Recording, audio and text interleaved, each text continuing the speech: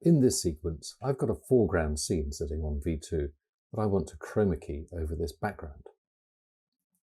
The foreground scene has, well, pretty good green saturation by the look of it, but you can see there's also a number of other challenges that I'm going to need to deal with, not least of which is the amount of green spill on the foreground subject. So I'm going to go to the effects palette and I'm going to pick up the Spectromat keyer.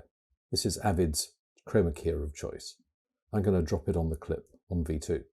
Then I guess I'll head off into effects mode. Now, Spectromat is one of those effects that needs both source and record monitors to aid its setup. So when I go into effects mode, I'm going to make sure that I retain my source monitor here. And you can see the source monitor is being used to display what Avid calls the spectrograph. All of these patterns on it are all of the color values, all the color vector values of the foreground image.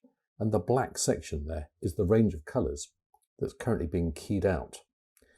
Now, clearly it's not blue that I want to key out, it's green. So I'm going to go to the color well and then click on the image to pick up the green and get the key going. Now, when I do that, in practice, you only pick one pixel of the background color. And this little white dot that's displayed here signifies the actual color value that you've picked. So it's worth checking that you've actually got that neatly onto the sort of plume of color vectors that you're trying to eliminate. Looking at the foreground subject, I've got something going, but there's all sorts of problems there. She's looking quite transparent and quite a lot of her is missing one way or another. Now, let's have a look and see what we can do. So in the effects editor, I'm going to click Show Alpha so that I can see the alpha channel that's being generated. And let's see, the first control to go for, I guess, is the tolerance control. Too much of her is being keyed out, so if I reduce tolerance down, I'll hold more of her in the foreground. But of course, eventually, I'll also start not to key the backing out at all. So there's a natural limit to how much I can tighten the tolerance up. So I guess somewhere around here, where I've got a decent basic key going, is probably the place to sit. The next control down is called Key Saturation Line. And the idea of this control is that it allows you to discriminate between low saturation green that you want to remain in the foreground and high saturation green that you want to key out. So you can see as I raise up the value of key saturation line, I get a lot of her coat and her legs back in the foreground again. In the spectrograph, you can see the key saturation line. It's like a crop on the end of the acceptance wedge there.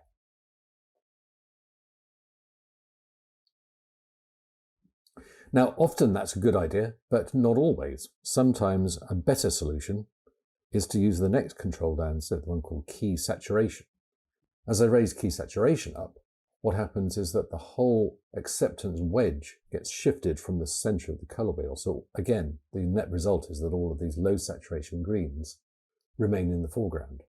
As to which is the better choice, you never can tell. In fact, it may be a combination of the two that'll produce the best result.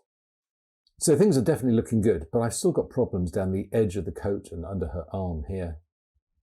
And I still have more tweaks available to me. If you look at this acceptance wedge, you can see that there's a considerable softness automatically applied between the colours that are in the foreground and the colours that are keyed out.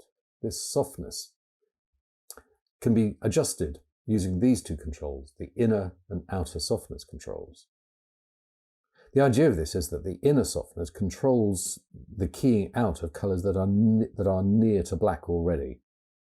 And you can see that has a big effect on eliminating those tracking crosses. They were almost gone, just a little bit of that, and they can be completely gone. Whereas the outer softness has the most effect on those parts of the key that are near to white already. I can use that to help force in the missing part of the coat. While I may need a couple of trips around the block to tweak that key up to best effect, but I'm pretty close to a good result. Finally, I can come out of the Show Alpha view, and sure enough, I have a chroma key.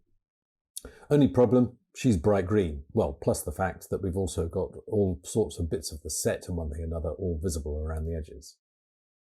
Well, let's deal with the green first. So all of that is what this keyer calls spill. And further on down the keyer, I've got a section to allow me to control the amount of spill. The primary control is this one, the spill angle offset. As I raise up the value of that, then these shades of green that are close to the key colour start to be suppressed from the foreground. And you can see how the spectrograph itself updates to show the colours that are being pulled out. So spill angle offset, if I raise that up sufficiently high, I can pull all the green components out of the foreground, and that significantly helps things along. But don't forget that what we've done when we pulled the key in the first place was that we allowed low saturation green to exist down here. And that area of green is likely still to be there. We've got a second control called spill saturation that really needs setting to the same value, or something similar at least, to the key saturation, so that the two track one another accurately.